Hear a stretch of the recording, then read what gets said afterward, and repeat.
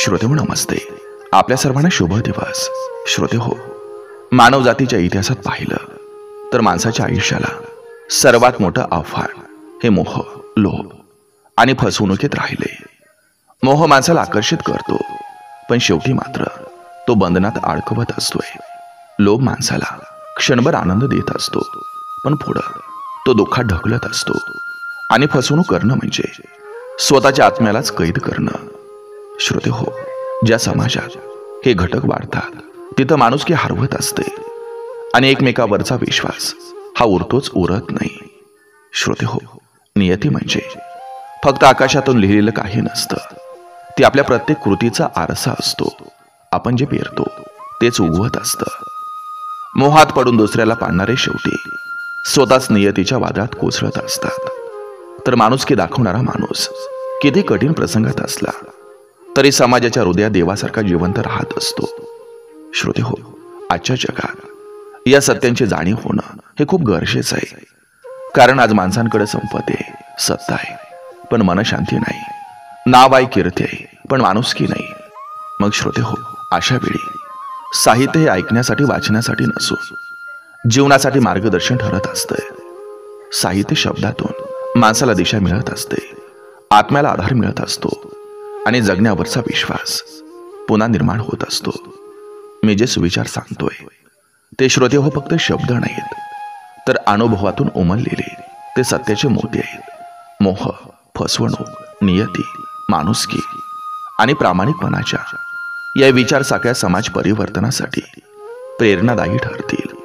कारण श्रोते हो, शेवटी जगणं हे मोहात पडून नाही, तर सत्य आणि माणुसकीवर उभं राहूनच ते सुंदर होत असतं. बघा, पडतंय का? नक्की विचार करूया. चला, आजही आपल्यासाठी सुंदर विचारांची ही शिदोरी, ही मालिका अशीच पुढे घेऊन आलोय.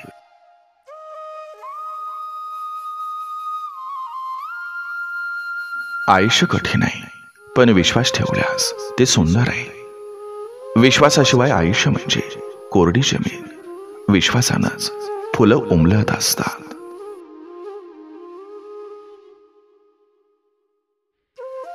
समाजाचा आदर्श होण्यासाठी खोटं नाही, तर सत्य हवं असतं. खोट्या मार्गाने नेता होता येत नाही. लोकांना दिशा देण्यासाठी सत्य आवश्यक असतं. दुसऱ्याला खाली खेचणारा वर चढत नसतोय. इतरांना पाडण्याचा प्रयत्न करणारा स्वतःच मागं राहत असतो. मोहानं नेहमी गोड बोलून फसवलं जातं, पण विवेकानं प्रत्येक वेळी वाचवलं जातं. मोहाचे शब्द आकर्षक असतात, पण विवेकाचा आवाज आयुष्य वाचवतो. नियती कठोर असली तरी प्रामाणिकपणासमोर ती नतमस्तक होते. नियती कधीही प्रामाणिक प्रयत्नांना अन्याय करत नाही.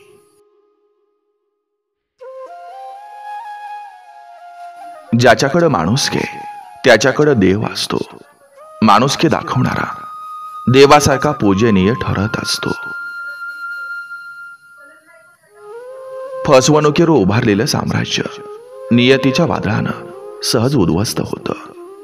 खोट्या मार्गाने मिळवलेलं साम्राज्य टिकाव धरत नाही. सत्यावर उभं राहिलेलं कायम राहतं. जाळ्यातून सुटणारा माणूस नव्या आयुष्याला जन्म देतो. संकटातून बाहेर पडलेला माणूस आणखी मजबूत होतो आणि समाजाला दिशा देतो. मोह टाळणं म्हणजे खरी स्वातंत्र्य प्राप्ती. मोहानं बांधलेल्या मनाला स्वातंत्र्य मिळत नाही. त्यागानंच खरी ताकद येते.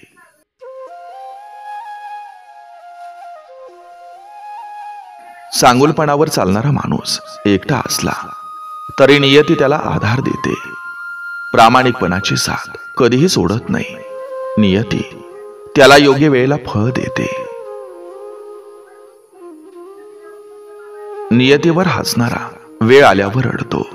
नियतीला कमी लेखणारा तिच्या कठोर परीक्षेत कोसळतो.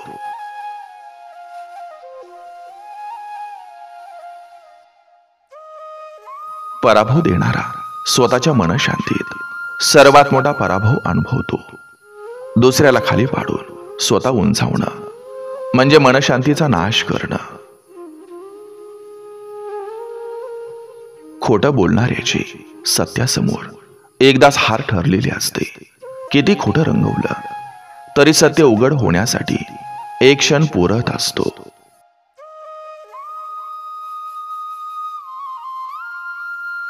कट कारस्थान करून जगणाऱ्याचा संसार कधी आनंदी राहत नाही. कपटात जगणारा शांततेपासून दूर राहतो.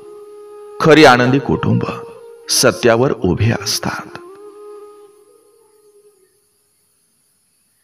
शेवटी फसवणाऱ्याचं आयुष्य फक्त रिकामा हसू घेऊन संपतं. फसवणं तात्पुरतं यश देतं, पण शेवटी पश्चाताप आणि एकटेपणा मागे उरतो.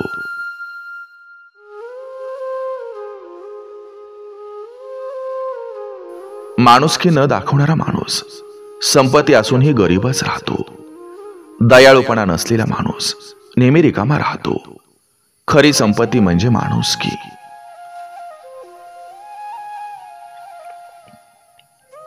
नियतीवर विश्वास ठेवणारा आयुष्यभर संघर्ष करतो. कर्मावर मेहनत घेतली तरी नियतीवर विश्वास नसेल तर मन शांत होत नाही. विश्वासामुळं धैर्य टिकत असतं.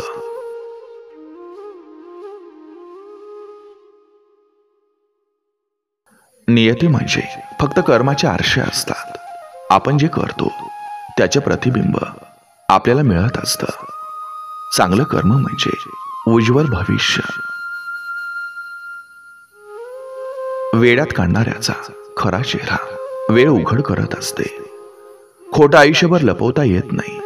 संयम धरला तर सत्य स्वतःच प्रकाशमान होत असतं. लायकी दाखवणारा शेवटी स्वतःला उघडा पडतो. दिखावा आयुष्यभर झाकता येत नाही. खरी किंमत कामगिरी आणि स्वभावातून दिसत असते.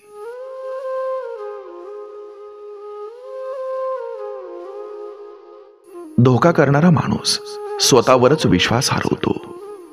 दुसऱ्याला फसवणं म्हणजे स्वतःचं मन गमावणं. मन शांत नसल्यास आनंद कधीच लाभत नसतो. जाळ्यात ओढणारे जिंकतात असं भासतं, पण नियती त्यांना स्वतःच्या जाळ्यात गुरफटत असते. खोट्या मार्गाने मिळवलेलं यश हे टिकत नसतं. नियती वेळेवर न्याय करत असते.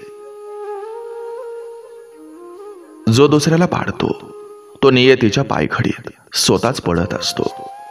दुसऱ्याला अपयशी करण्याच्या प्रयत्नात स्वतःचा पाया खचतो. आणि म्हणूनच चांगलं कर्म नेहमी टिकत असतं.